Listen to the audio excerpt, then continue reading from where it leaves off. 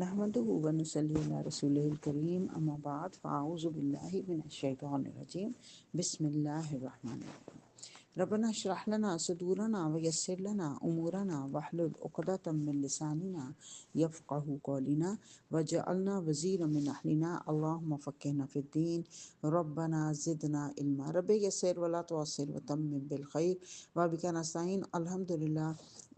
मुख्तसर दौरा कुरान के सिलसिले में आज हम 9वें पारे को पढ़ेंगे, समझेंगे। 9वां पारा जो कि सूरह अल आराफ की आयत नंबर 88 से शुरू हो रहा है, जिसमें अल्लाह सुब्हानहू व तआला फरमा रहा है, ज़हन में रखिए कि कौमों के वाक़यात गुज़र रहे हैं। पीछे हम कौम नूह का और कौम सोले का, कौम लूत का वाक़या पढ़ रहे हैं। अब कौम शुएब का वाक़या बयान किया जा रहा है। यहाँ पे अल्लाह फरमा रहा है, क़ौलुल मलउल्लज़ीना इस्तकबरू मिन कौमिही लनुख़रिजन्नका या शुएबु वल्लज़ीना आमनू मअक। शुएब की कौम के जो सरदार थे, जो अपनी बड़ाई के घमंड में मुब्तला थे, उसने कहा कि ऐ शुएब, हम तुझे उन लोगों को जो तेरे साथ ईमान ले आए हैं अपनी बस्ती से निकाल बाहर करेंगे, वरना तुम्हें वापस हमारी मिल्लत में आना होगा। यानी तकब्बुर था कि या तो हमारी वापस आ जाओ, हमारे जैसे बन जाओ, जो हम बुराइयां कर रहे हैं, गुनाह कर रहे हैं, नापतोल में कमी करते थे, और दूसरा राहज़नी करते थे, लोगों को लूटते थे। ये दो बड़े काम थे इनके। तो और नापतोल में कमी करना भी ज़ाहिर है कौम शुएब की बहुत बड़ी बीमारी है, लेकिन ज़हन में रखिए ये आजकल जो टैक्स नहीं दिया जा रहा ना, ये भी गुंडागर्दी है, ये भी इसी में शामिल होता है। तो उन्होंने कहा कि शुएब ने पूछा कि क्या ज़बरदस्ती तुम हमें अपनी मिल्लत में लाना चाहते हो? हम हरगिज़ ऐसा नहीं करेंगे, अगर हमारा रब ही ऐसा चाहे तो हो सकता है। तो उसकी कौम के सरदारों ने उसकी बात मानने से इनकार कर दिया, और अल्लाह ने एक दहला देने वाली आफत उनके ऊपर भेजी, और वो अपने घरों में ऊंधे पड़े के पड़े रह गए, और शुएब उनकी अलैहिस्सलाम उनकी बस्ती से निकल गए। अल्लाह कह रहा है कि कभी ऐसा नहीं हुआ कि हमने किसी बस्ती में कोई रसूल ना भेजा हो और उससे पहले उन लोगों को तंगी और सख्ती में मुब्तला ना किया हो। सॉरी, रसूल भेजा हो और उस बस्ती के लोगों को तंगी और सख्ती में मुब्तला ना किया हो। ये बात पहले भी गुजर चुकी है। क्यों? ताकि शायद कि वो आजिज़ी दिखाएं। लेकिन जब उन्होंने उस पर आजिज़ी नहीं दिखाई तो अल्लाह ने उनको खुशहाल कर दिया, और फिर वो बड़े फ़ख्र से कहते थे, हमारे बुजुर्गों पर भी अच्छे और बुरे दिन आते रहे, ये कोई बड़ी बात नहीं है, हमारी आजमाइश नहीं है ये कोई भी, इसको आजमाइश नहीं समझते थे। अल्लाह कह रहा है, फिर अचानक हमारा हाथ उनके आप मजबूत हाथ उनके ऊपर आ पड़ता है जब वो खेल रहे हों। क्या ये लोग अल्लाह की चाल से बिल्कुल बेखौफ हो गए हैं?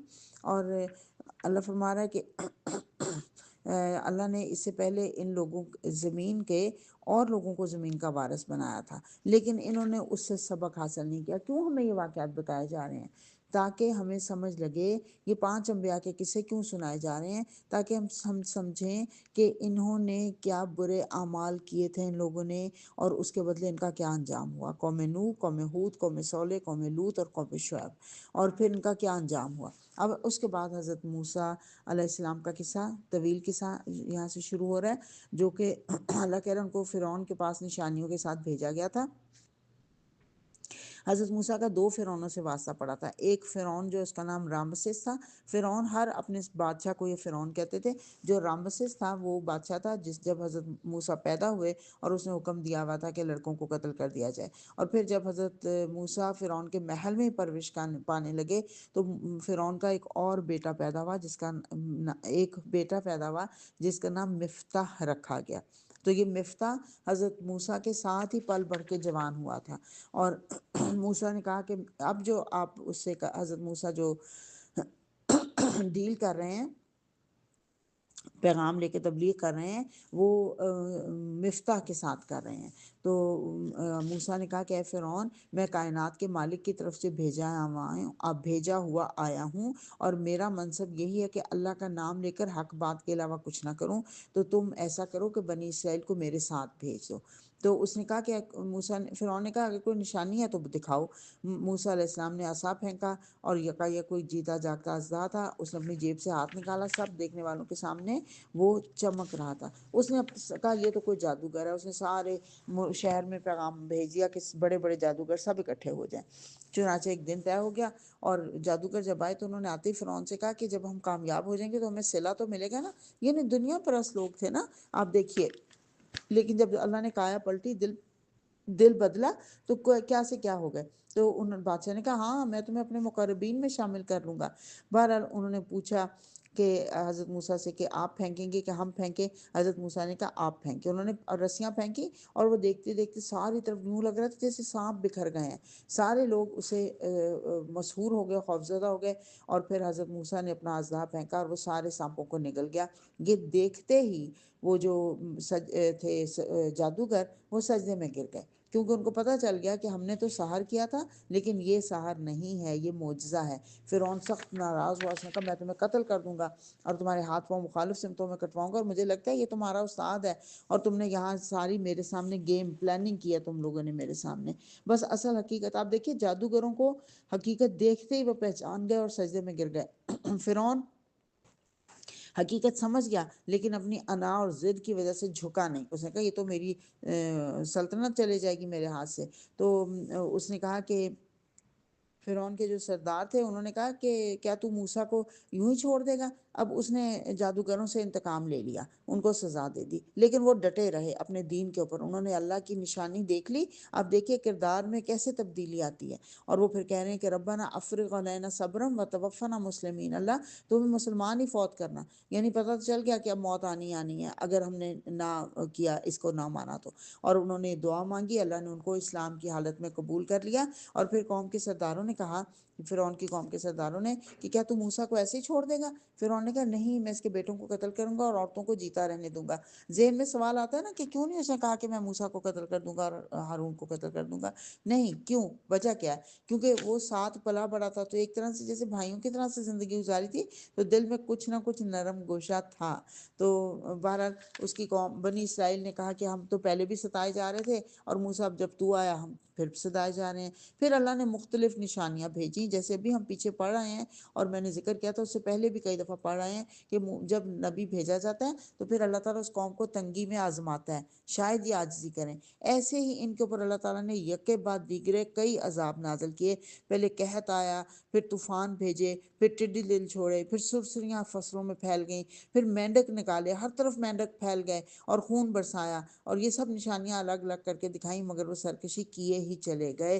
بڑے ہی مجرم لوگ تھے۔ اور جب کوئی بلا نازل ہوتی تھی تو موسیٰ کے پاس آ جاتے تھے کہ ہمارے اوپر سے یہ مصیبت ٹال دو تو ہم تمہاری بات مان لیں گے، لیکن جب وہ مصیبت ٹل جاتی تو واپس اپنے اس کے اوپر چلے جاتے ڈگر پہ جس پہ پہلے تھے۔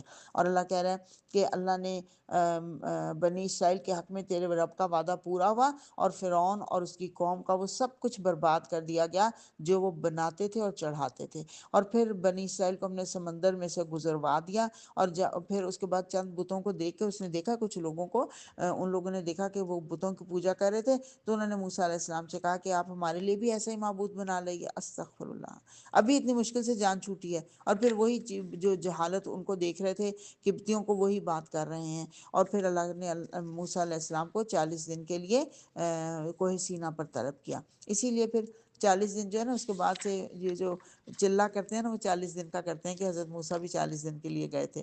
تو بہرحال موسیٰ نے حضرت ہارون کو اپنے پیچھے چھوڑا کہ میری جانشینی کرنا، اور جب اللہ کے پاس پہنچے تو التجا کی، اللہ کا ہم کلام ہو رہا تھا نا، تو التجا کی کہ اے اللہ ربی ارنی انظر الیک، اللہ میں چاہتا ہوں میں آپ کو دیکھوں، اللہ تعالیٰ آپ مجھے اپنا دیدار کروا دیجئے۔ قال، اللہ نے کہا لن ترانی، ہرگز تم مجھے نہیں دیکھ سکتے، ولکن انظر الی الجبل فان استقر مکانہ فسوف ترانی، اس پہاڑ کی طرف دیکھو، اگر وہ اپنی جگہ پہ کھڑا رہا پھر تم مجھے دیکھ سکو گے۔ اور جب پہاڑ پر اللہ نے تجلی کی، پہاڑ ریزہ ریزہ ہو گیا، حضرت موسیٰ نے وہ بے ہوش ہو کے گر گئے، اور جب اٹھے تو انہوں نے توبہ کی، انہوں نے کہا سبحانک تبت الیک وانا اول المؤمنین، اے اللہ میں آپ سے توبہ کرتا ہوں اور سب سے پہلا ایمان لانے والا ہوں۔ اللہ نے کہا میں نے تجھے چن لیا ہے۔ اور پھر اللہ تعالیٰ نے حضرت موسیٰ کو نصیحتیں دی، تختیاں دیں، تورات کی لکھ کر تختیاں دے دی گئیں جن پر تمام ہدایات لکھی ہوئی تھیں۔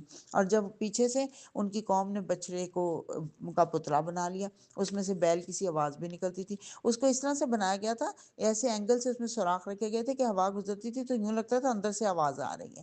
اور اللہ تعالیٰ نے جب حضرت موسیٰ وہاں پہنچے ہیں تو وہ بڑے ہی سخت پریشان ہوئے، اور رنج اور غصے سے تختیاں انہوں نے پھینک دی، اپنے بھائی کے سر کے بال پکڑ کر کھینچے حضرت ہارون کے، ان کو پیچھے جانشینی کے لیے دیکھے گئے تھے نا۔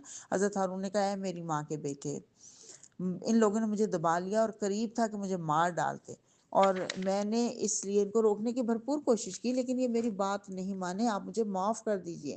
تو حضرت موسیٰ نے اللہ سے دعا کی، اللہ آپ مجھے اور میرے بھائی کو معاف کر دیجئے۔ پھر جب وہ غصہ ٹھنڈا ہوا تو انہوں نے وہ تختیاں اٹھا لیں، اور پھر انہوں نے لوگوں کو کہا کہ 70 آدمیوں کو منتخب کیا کوہ طور پر لے جانے کے لیے۔ یہ تو جب کیونکہ انہوں نے کہا ہمیں کیا پتہ یہ تختیاں، بنی اسرائیل نے کہا ہمیں کیا پتہ یہ تختیاں آپ لے کے آئے ہیں کہ اللہ نے دیا، تو پھر 70 نمائندوں کو منتخب کر کے ساتھ لے کر گئے کہ اللہ کی بات وہاں جا کے سنائیں۔ لیکن جب وہاں پہنچے تو بڑے سخت زلزلے نے ان کو آ پکڑا، سب وہاں پہ مر کے گر گئے۔ تب حضرت موسیٰ نے کہا اللہ اگر آپ چاہتے تو پہلے ہی ان کو اور مجھے ہلاک کر سکتے تھے، یہ نادانوں نے ایک آزمائش ہمارے اوپر ڈالی ہے، آپ جسے چاہتے ہیں ہدایت بخش لیتے ہیں۔ تو اللہ نے ان کو دوبارہ زندگی دی اور پھر ان کو دنیا میں واپس بھیجا، اور انہوں نے اپنی قوم میں آ کے بتایا کہ یہ جو ہیں یہ اللہ کی طرف سے ہی، اللہ نے ہی یہ بھیجی ہیں، تختیاں بھیجی ہیں۔ اور پھر اللہ فرما رہا ہے کہ تورات اور انجیل میں واضح طور پہ لکھا ہوا تھا کہ میرا پیغمبر نبی امی آئے گا، اور جو کوئی اس کی پیروی کرے گا وہ یقیناً فلاح پا جائے گا۔ اور نبی امی یہاں کہا گیا، انشاءاللہ آگے بھی ہم اس کا ذکر کریں گے۔ امی کہا جاتا ہے، دو مطلب ہے امی کے۔ امی کا ایک تو مطلب ہوتا ہے جو نہ پڑھا لکھا نہ ہو، جینٹائل، جس کو پڑھنا لکھنا نہ آتا ہو۔ لیکن امی کا ایک مطلب سینٹرل بھی ہوتا ہے، کہ ماں جیسے سینٹرل، ماں کا ہوتا ہے نا گھر میں سینٹرل پوائنٹ ہوتا ہے ایک، اسی طرح سے امی جو سینٹرل پوائنٹ رکھتا ہو۔ دونوں معنی مراد لیے جا سکتے ہیں۔ اللہ فرما رہا ہے، میں انشاءاللہ آگے چل کے اس پہ اور بات کروں گی۔ اور اللہ تعالیٰ فرما رہا ہے کہ ایمان لاؤ اللہ پر اور اس کے بھیجے ہوئے نبی امی پر جو اللہ اور اس کے ارشادات کو مانتا ہے۔ یعنی تم جو بنی اسرائیل ہے نا، اپنے آپ کو chosen people of the God, اور باقی سب کو جینٹائلز کہتے تھے، یہ سب امی ہیں۔ تو اللہ نے کہا اب اسی امی نبی کی تم پیروی کرو گے تو تمہیں کامیابی نصیب ہو سکتی ہے۔ پھر اللہ کہہ رہا ہے ان کو میں نے 12 گھرانوں میں تقسیم کیا۔ جب ان کو پانی چاہیے تھا، کہا کہ اس عصا کو چٹان پہ مارو، 12 چشمے پھوٹ نکلیں گے، ہر ایک کے لیے الگ الگ اللہ نے کر دیا۔ پھر ان کو کہا گیا کہ بستی میں داخل ہونا تو سر جھکا کے داخل ہونا، اور معافی مانگتے ہوئے داخل ہونا، اور ہتتن ہتتن کہتے ہوئے جانا، یعنی جیسے استغفر اللہ استغفر اللہ۔ لیکن ان لوگوں نے اس کو ہنتاتن کر دیا، یعنی گندم کی بالی۔ اس قدر یہ ظالم لوگ تھے۔ اور پھر اللہ فرما رہا ہے اس بستی کا حال بھی سناؤ انہیں جو سمندر کے کنارے واقع تھی، اور وہ لوگ سبت کے دن احکام الہی کی خلاف ورزی کرتے تھے۔ اللہ تعالیٰ نے یہودیوں کے لیے بھی جمعے کا دن مقرر کیا تھا، انہوں نے ضد کر کے ہفتے کا دن لیا۔ اس دن اللہ نے کہا کہ تم کوئی دین کے علاوہ کوئی کام نہیں کرو گے، لیکن ان لوگوں نے ہیلے بہانوں سے اس دن بھی ادھر ادھر کے کام کرنے شروع کر دیے۔ تو اللہ نے پھر ان کو حکم دیا کہ کونو کی ردت خاسئین، اور وہ پتھر بندر بن جاؤ ذلیل و خوار ہو کر۔ اور پھر اللہ فرما رہا ہے کہ اللہ تعالیٰ فرما رہا ہے کہ ان کی نافرمانیوں پر سخت عذاب نے ان کو پکڑ لیا۔ اور اللہ نے کہا کہ قیامت تک برابر ایسے لوگ بنی اسرائیل پر مسلط کرتا رہوں گا جو ان کو بدترین عذاب دیں گے۔ انشاءاللہ یہ ہم آگے چل کے پڑھیں گے نا، میں آپ کو بتاؤں گی کیسے عذاب آئے ان کے اوپر۔ اور اللہ تعالیٰ فرما رہے ہیں لیکن یہ دنیا کے اندر ہی مست رہے، ان کو کوئی باتوں کی اللہ کی ہدایات سے انہوں نے کچھ حاصل نہیں کیا۔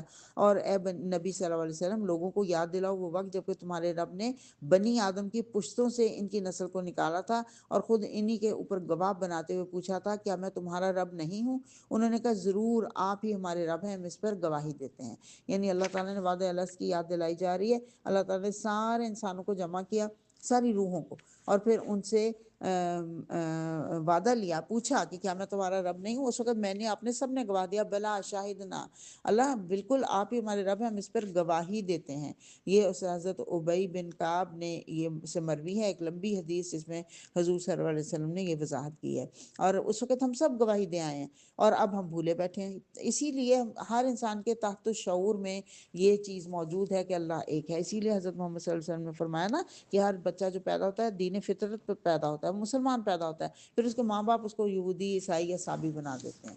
اور اللہ فرما رہا ہے یہ میں نے اس لیے کیا تاکہ قیامت کے دن تم یہ نہ کہو کہ ہم بے خبر تھے، یعنی پھر ایک بڑی مثال اللہ دے رہا، اللہ کہہ رہا ہے ذرا ان لوگ اے نبی ان کو اس شخص کی حالت بتاؤ کہ جس کو میں نے اپنے دین کا علم عطا کیا تھا لیکن وہ اس سے نکل بھاگا، آخر کار شیطان اس کے پیچھے پڑ گیا، اور اللہ اگر وہ آیتوں کے اللہ کے ساتھ جڑا رہتا تو اللہ اسے ان آیتوں کے ذریعے سے بلندی عطا کرتے، یعنی قرآن جو ہے وہ بلندی عطا کرتا ہے، مگر وہ تو زمین کی طرف جھک گیا اور اپنی خواہش نفس کے پیچھے پڑ گیا، لہٰذا اس کی حالت کتے کی سی ہو گئی کہ تم اس پر حملہ کرو تب بھی زبان لٹکائے اور چھوڑ دو تب بھی زبان لٹکائے رہے۔ یہی مثال ہے ان لوگوں کی جو ہماری آیات کو جھٹلاتے ہیں، کتنی بری مثال اللہ نے دی۔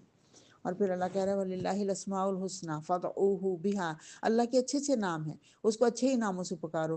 اللہ سبحانہ وتعالیٰ نے ہمیں اپنے 99 صفاتی نام بتائے اچھے اچھے، اللہ کا ذاتی نام ہے، باقی صفاتی نام ہے، اللہ کہہ رہا ہے ان سے پکارو اللہ کو، یعنی اس کا مطلب ہے کہ جو اللہ کو جو ہمیں ضرورت ہو ہم اللہ کے اسماء الحسنہ میں سے اس کے مطابق، یعنی رزق چاہیے تو یا رازق، محبت چاہیے تو یا ودود، رحم چاہیے تو یا رحیم، اللہ کے ناموں سے پکاریں گے تو اللہ کہہ رہا ہے میں اس کو ضرور عطا کروں گا۔ حضور صلی اللہ علیہ وسلم نے فرمایا جو اللہ کے اچھے اچھے نام ہیں ان ناموں کو یاد کر لے گا، شمار کرے گا، جنت میں ضرور وہ جنت میں جائے گا۔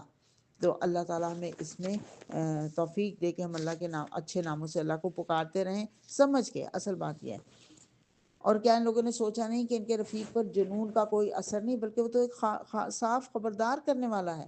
حضرت محمد صلی اللہ علیہ وسلم کی یہاں پہ گواہی دی جا رہی ہے، اور اللہ فرما رہا ہے میں نے تم لوگوں کو ایک ہی جان سے پیدا کیا اور اسی کی جن سے اس کا جوڑا بنایا تاکہ اس کے پاس سکون حاصل کرے۔ پھر جب مرد نے عورت کو ڈھانک لیا اسے ایک خفیف سا حمل رہ گیا جسے لیے وہ چلتی پھرتی رہی، جب وہ بوجھل ہو گئی تو دونوں نے مل کر اللہ اپنے رب سے دعا کی کہ اگر تو نے ہم کو اچھا سا بچہ دیا لَنَكُونَنَّ مِنَ الشَّاكِرِينَ، ہم شکر گزار ہوں گے، مگر جب اللہ نے ان کو اچھا بچہ دے دیا تو تو یہ لوگ لوگوں دوسروں کو اللہ کا شریک ٹھہرانے لگے، جو کسی بھی چیز کو پیدا نہیں کر سکتے۔ آپ کو پتہ ہے نا بچے پیدا ہوتے ہیں نا ان کو کہتے ہیں جی یہ پیراں دیتا ہے، ہمارے پیر صاحب نے یہ بچہ دیا، کسی کی اولاد نہیں ہوتی نا پھر وہ پیر کے پاس جا کے وہاں منتیں مرادیں کرتے ہیں، بچہ پیدا ہوتا ہے تو کہتے ہیں یہ پیراں دیتا ہے۔ استغفر اللہ، یہ ہمارے ہاں بہت ہمارے رواج ہے اس طرح کی چیزوں کا نام رکھتے ہوئے بھی ہم کہتے ہیں، اور ذہنی طور پہ بھی ہمارا یہی حال ہے۔ تو اللہ فرما رہا ہے کہ تم لوگ اللہ کو چھوڑ کر جنہیں پکارتے ہو وہ محض بندے ہیں، ان سے دعائیں مانگ دیکھو یہ تمہاری دعاؤں کا جواب نہیں دے سکتے۔ اگر تمہارا خیال صحیح ہے تو کیا ان کے پاؤں ہیں کہ یہ چلیں، کیا یہ ہاتھ رکھتے ہیں کہ ان سے پکڑیں، یا آنکھیں رکھتے ہیں کہ ان سے دیکھیں، یا کان رکھتے ہیں کہ ان سے سنیں۔ محمد صلی اللہ علیہ وسلم ان سے کہو کہ بلا لو اپنے ٹھہرائے ہوئے شریکوں کو، پھر تم سب مل کر میرے خلاف تدبیریں کرو اور مجھے بالکل مہلت نہ دو۔ پھر نبی صلی اللہ علیہ وسلم کو تلقین کی جا رہی ہے کہ ان کے ساتھ نرمی اور درگزر کا طریقہ اختیار کریں اور ان کے ساتھ الجھیں نہیں، اور ان کا حال تو یہ ہے کہ یہ شیطان کے اس کے اندر اس اکسانے کے اندر آ جاتے ہیں، اور جب کوئی نشانی دیکھتے ہیں تو پھر بھی یہ دین پھر بھی یہ اس کو قبول نہیں کرتے۔ اور پھر اللہ فرما رہا ہے وَإِذَا قُرِئَ الْقُرْآنُ فَاسْتَمِعُوا لَهُ، اور جب قرآن تمہارے سامنے پڑھا جائے تو اسے توجہ سے سنو اور خاموش رہو، شاید کہ تم پر بھی رحمت ہو جائے۔ یعنی قرآن جب پڑھا جا رہا ہو تو یہ لازم ہے کہ ہم خاموشی سے اس کو سنیں، اس کا کوئی اور چیز ہمیں نہیں کرنی۔ اور اللہ فرما رہا ہے کہ جو فرشتے تمہارے رب کے حضور تقرب کا مقام رکھتے ہیں وہ کبھی اپنی بڑائی کے گھمنڈ میں آ کر اس کی عبادت سے منہ نہیں موڑتے، یعنی ان کو کوئی تکبر نہیں ہے۔ ہمارے ہاں کیا ہے 4 لفظ پڑھ لیتے ہیں، کچھ 2 صورتیں حفظ کر لیتے ہیں، ہم سمجھتے ہیں پتہ نہیں ہمارے سے بڑھ کے تو کوئی ہے ہی نہیں۔ وہ ہمارے استاد محترم کہا کرتے ہیں کہ 5 نمازیں پڑھنا جو ہے نا وہ بڑا مشکل لگتا ہے لوگوں کو۔ وہ لوگ کہتے ہیں دعویٰ کرتے ہیں میں پوری 4 نمازیں پڑھتا ہوں، میں پوری 3 نمازیں پڑھتا ہوں، وہ پوری کیسے ہو گئیں؟ پھر کہتے ہیں جب 5 نمازیں پڑھنے لگ جاتا ہے نا پھر اس کو گمان ہوتا ہے کہ بس ابھی میرے اوپر وہی آنے ہی والی ہے۔ استغفر اللہ، ہم اپنے آپ میں اتنا تکبر کرتے ہیں۔ اور اللہ فرما رہا ہے وہ فرشتے اس کے آگے جھکے رہتے ہیں۔ یہاں پہ سجدہ تلاوت آ گیا۔ اس کے بعد ہے سورہ الانفال جس میں غزوہ بدر کے اوپر بات ہوئی ہے تفصیل کے ساتھ، انشاءاللہ پڑھتے ہیں آج۔ سورہ الانفال 10 رکوع ہیں اور 75 آیات ہیں۔ بسم اللہ الرحمن الرحیم۔ یسألونک عن الانفال، یہ لوگ آپ سے انفال کے متعلق پوچھتے ہیں۔ انفال نفل کی جمع ہے لیکن مال غنیمت کے لیے کہا گیا۔ غزوہ بدر 2 ہجری میں ہوئی، اس کے بعد پہلی دفعہ مال غنیمت مسلمانوں کے ہاتھ لگا تو ان کو آپس میں ہوا کہ اس کو کیا کرنا چاہیے، تو اس کا اللہ نے جواب دیا کہ یہ انفال تو اللہ اور اس کے رسول کے ہیں، پس تم لوگ اللہ سے ڈرو اور اپنے آپس کے تعلقات درست کرو۔ سورت کے آخر میں اس کا صحیح پورا طرح کھول کے جواب دیا جائے گا۔ یہاں بس یہ بات کہہ کے اللہ اللہ کہہ رہا ہے اصل بات یہ ہے کہ تم اللہ سے ڈرتے ہوئے کام کرو اور اپنے تعلقات درست کرو، اللہ اور اس کے رسول کی اطاعت کرو۔ اور اللہ تعالیٰ تمہیں صبح کے وقت گھر سے نکال لایا تھا، اور مومنوں میں سے کسی کو ایک گروہ کو یہ سخت برا لگ رہا تھا، وہ اس حق کے معاملے میں تم سے جھگڑا کر رہے تھے، یعنی وہ کہہ رہے تھے کہ آنکھوں دیکھے موت کی طرف جا رہے ہو، کیونکہ قریش کی طرف سے لشکر آ رہا تھا اور جنوب کی طرف سے، تو اس لیے حضرت محمد صلی اللہ علیہ وسلم اپنے 313 لوگوں کو لے کر نکلے تھے، تو منافقین کو بڑا برا لگ رہا تھا۔ تو اللہ فرما رہا ہے کہ میں نے تم سے وعدہ کیا تھا کہ 2 گروہوں میں سے ایک گروہ تمہیں مل جائے گا۔ یہ 2 گروہ کون تھے؟ اور تم چاہتے تھے کہ کمزور گروہ تمہیں ملے، مگر اللہ کا ارادہ تھا کہ اپنے ارشادات سے حق کو حق کر دکھائے۔ تھوڑی سی بات کر لیتی ہوں کہ یہ ایک گروہ قریش کا تھا، قافلہ تھا جو کہ شام سے آ رہا تھا، اور یہ شمال کی جانب سے آ رہا تھا ابو سفیان کی سرکردگی میں۔ مسلمان جو ہیں انہوں نے کچھ عرصے سے یہ طریقہ کیا تھا حضرت محمد صلی اللہ علیہ وسلم نے، کہ جو شام کا تجارتی قافلہ مدینہ کے پاس سے گزرتا تھا تو آپ مسلمانوں کے وہاں پہ نا جتھے بھیجا کرتے تھے، تاکہ مکہ والے جو ہیں وہ ڈر جائیں کہ مسلمانوں کی ادھر حکومت قائم ہو گئی ہے، ہم ادھر آسانی سے نہیں جا سکتے، کیونکہ کئی واقعات ملتے ہیں، اس وقت ٹائم تھوڑا ہے، کہ حرم کعبہ میں حضرت سعد بن معاذ کو ابو جہل نے روکے اور کہا تھا کہ میں تمہیں کبھی بھی عمرہ کرنے نہیں دوں گا اور یہاں پہ عبادت نہیں کرنے دوں گا۔ تو حضرت سعد نے کہا تھا تم اگر مجھے روکو گے تو میں تمہارا تجارتی قافلہ روک لوں گا، جو تمہارے تجارتی قافلے جاتے ہیں۔ تو وہ پھر ایک دم سے پیچھے ہٹ گیا تھا۔ اسی طرح سے اور بھی کچھ واقعات ملتے ہیں۔ تو حضور صلی اللہ علیہ وسلم نے پلاننگ کی تھی کہ وہاں پہ کوئی جھڑپ نہیں ہوئی، 8 ملتے ہیں اور بعض روایات میں 5 ملتے ہیں جو حضور صلی اللہ علیہ وسلم نے وہاں پہ جتھے بھیجے تھے، کوئی لڑائی نہیں ہوئی، لیکن ان دشمنوں پر روک پڑ گیا کہ مسلمان ادھر سے گزرتے ہیں اور وہ ہمیں روک سکتے ہیں جب چاہیں۔ تو ابو سفیان کا لشکر آ رہا تھا، اور کہا جاتا ہے کہ یہ جو لشکر تھا، یہ جو مہاجرین آئے تھے نا، ان کا جو سامان وہاں پیچھے گھر میں چھوڑ گئے تھے، اسی کو جمع کر کے یہ گیا تھا تجارت کرنے کے لیے۔ تو اس کے اوپر حق مسلمانوں کا ہی بنتا تھا، لیکن وہ چاہ رہے تھے کہ یہ جتھا ہمیں ملے، لیکن اللہ چاہتا تھا کہ جو ادھر سے ابو سفیان آ رہا تھا نا، تو اس نے مکہ میں پیغام بھیج دیا کہ ہمارے خطرہ ہے کہ ہمیں لوٹ لیا جائے گا۔ تو مکہ سے قافلہ چلا 1000 کا لشکر مسلمانوں کو نقصان پہنچانے کے لیے۔ تو دونوں گروہ تھے، اب یا ایک جنوب کی طرف جائیں تو مکہ کے مشرک تھے، اور شمال کی جانب جائیں تو ابو سفیان کا لشکر تھا۔ اللہ نے کہا تم چاہتے تھے کمزور تمہیں لشکر ملے، لیکن اللہ خود چاہتا تھا حق کو حق کر دکھائے۔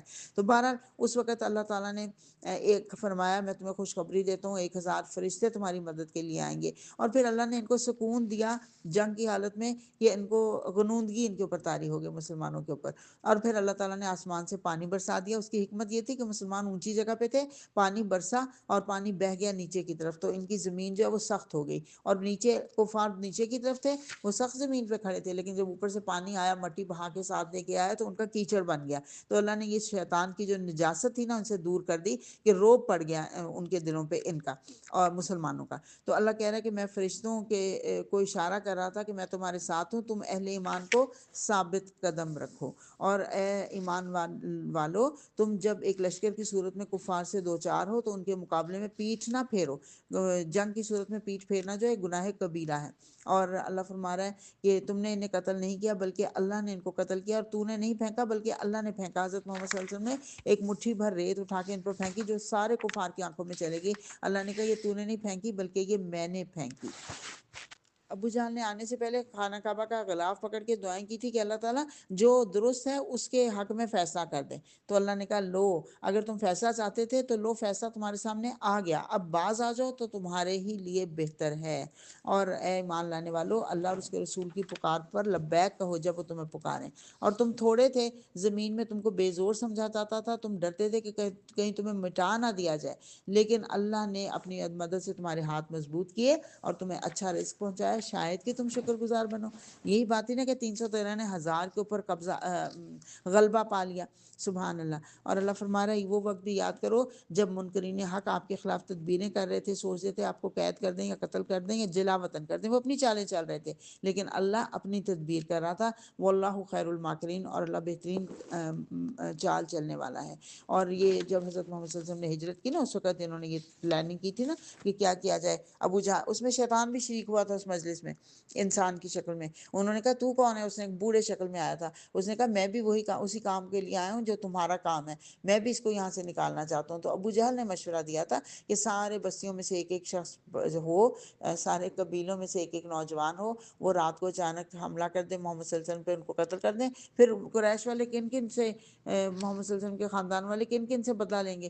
سانوں سے تو نہیں لڑائی مول لے سکتے, تو اس طرح ہماری جان چھوٹ جائے گی. اور اللہ نے ان سارے لوگ وہاں جمع تھے, لیکن اللہ تعالیٰ نے ان کے سامنے حضرت محمد صلی اللہ علیہ وسلم کو خیریت سے وہاں سے نکلوا دیا. یہ اللہ کی قدرت ہے, اللہ وہی دکھا رہا ہے. اور اللہ فرما رہا ہے یہ لوگ مسجد حرم کے جائز متولی نہیں ہیں. وہ کیا کرتے ہیں, بیت اللہ کے پاس ان لوگوں کی نماز کے آتی ہیں, بس سیٹیاں بجاتے اور تالیاں پیٹتے ہیں. یہ ان کا طریقہ تھا, طواف کرتے ہوئے تالیاں بجاتے, سیٹیاں بجاتے, تالیاں پیٹتے اور لباس اتار کے برہنہ طواف کرتے تھے. استغفر اللہ. اللہ کہہ رہا ہے اللہ تعالیٰ گندگی کو پاکیزگی سے چھانٹ کر الگ کرنا چاہتا ہے. ہر قسم کی گندگی کو اٹھا کر اس پلندے کو جہنم میں جھونک دے گا اللہ تعالیٰ. اور اللہ فرما رہا ہے ایمان لانے والوں ان کافروں سے جنگ کرو یہاں تک کہ فتنہ باقی نہ رہے. فتنہ سے مراد ہے شرک, اور دین پورا کا پورا اللہ کے لیے ہو جائے.